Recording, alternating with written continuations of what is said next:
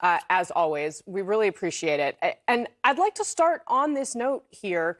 There is so much frustration right now. The president's approval rating, according to some polls, down around 33%. That is a death knell if you're the party trying to run for re-election. Who's responsible for that? Well, I think there's plenty of blame to go around, Kasie, but we've got to get stuff done. I mean, we got to get this thing back on track, even if it means taking smaller bites. So I've been traveling around Ohio now for months, and there is a good deal of frustration that things aren't getting done. And we've got to, even if we pick, like, let's get this tax cut done, right? Let's get that done. Let's get some momentum. Let's get back on track. Let's get some money in people's pockets. And we just got to get our focus back. And I think we can. And there's a lot out there that we need to do, but we've got to get focused and hit the reset button here. Yeah, I was reading a Washington Post story about this this morning, so I just want to underscore this. You're saying that the strategy should change on Build Back Better, and instead of trying to do something big on the economic agenda, you think you should just try to get some small pieces of that done?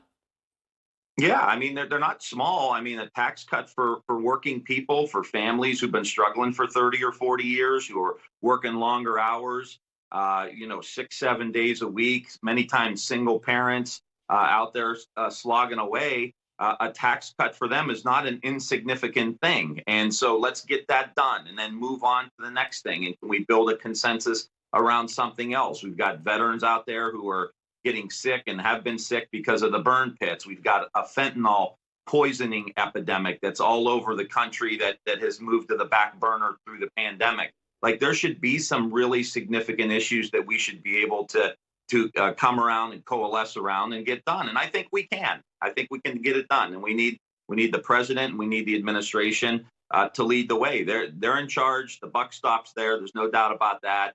And we need to get things done. We're not doing good enough. So you mentioned both the pandemic and the president. And of course, President Biden ran on the idea that he could come in, govern in a competent manner, and fight back against the pandemic. And so many Americans have been so confused about the guidance coming out of the CDC.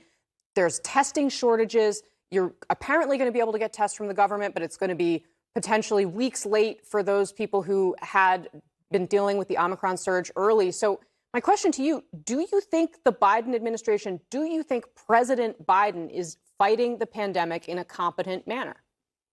I think there's a great deal of frustration on the ground with families in Ohio and across the country because of the mixed signals that are coming from the CDC, from the administration. Is it 10 days? Is it 5 days? These tests, I was running around the grocery stores a couple weeks ago trying to find tests, and we're not even sure if they work. We're not sure about masks. They're coming from China. Look, we are 2 years into this, and I think the frustration in families is well beyond what politicians think it is. It is at a very, very fever pitch. There's anxiety. As I said, there's all of these other issues that are still out there, too. People are working 6 or 7 days a week. Now we're doing virtual school, not virtual school, mask, no mask. What's going on here? And I just think the lack of clarity is contributing to the level of frustration. And we've got to get this right because these families deserve it. They're already struggling. And that's why I think you got the inflation piece. That's why we need the tax cut. That's why we've got to show people in Ohio and across the country that we're getting the job done. We're 2 years into this thing, and I think that the frustration level is getting to people here. And do you blame President Biden for that frustration? Well, I mean, the president is the president, and there's no question that he bears some responsibility for it. But, there's also Congress and the Senate, and the Republicans are MIA. I mean, they're not even, they're worthless. The Republican Party right now is worthless. They do nothing. They make matters completely worse than they need to be. If we had some cooperation from them, whether it's voting rights, whether it's a tax cut. Now we have the Republican Party that was supposedly built on tax cuts won't support tax cuts for working families, which means they support tax cuts for the top 1% and lowering corporate rates for the big corporations, the Amazons of the world. But for the small businesses and the working class people that are out there, they're not for those tax cuts. So let me be very, very clear. While I'm frustrated with the administration, I'm really ripped over what the Republicans are doing, because they're worthless and they're not contributing to try to solve these big problems. But we got to get back on track. The president needs to lead us. Let's get these tax cuts done for working people, and then let's get some momentum and start moving forward again. Yeah, I was going to say, I mean, your point is well taken about Republicans, but on the other hand, it seems like if voters, what are the voters that you're talking to going to do? Are they going to stay home, or are they going to have no choice but to vote Republican because they're so unhappy with what's going on? Well, I think that, they know the Republicans are MIA, which is why I'm frustrated, because there's this huge void for the work, advocating for the working class. And it got caught up in this whole Build Back Better argument that we had late last year. We've got to get back on track. And Kasie, let's be very clear here. If we pass a tax cut for these families again, we will then reestablish ourselves as the party of the working class.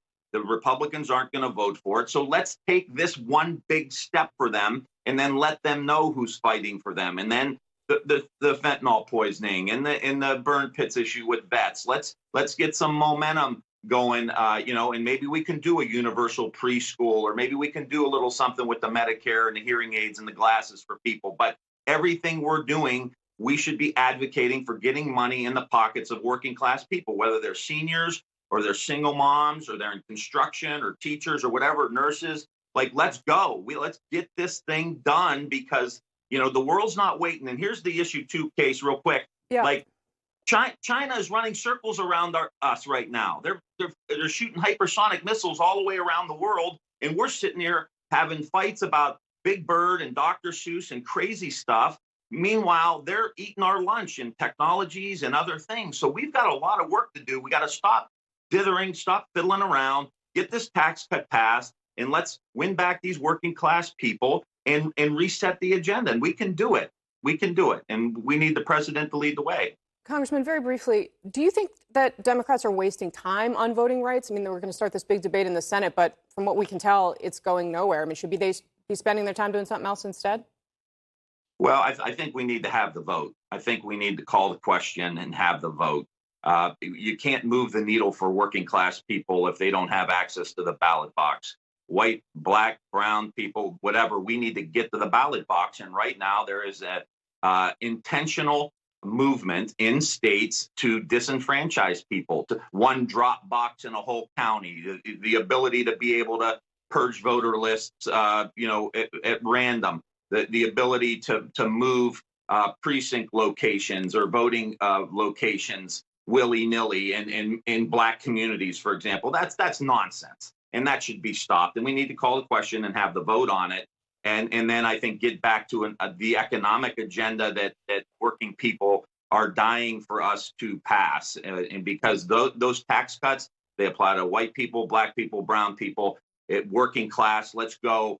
But I think we got to call the question and make sure we know where everybody stands on that issue, and then continue the fight. And then maybe we take smaller chunks of the voting rights piece. Maybe we make Election Day a holiday. Let's get that done, and then we start moving forward. But let's maybe take smaller chunks, but in the right direction. I think the American people would like to see that.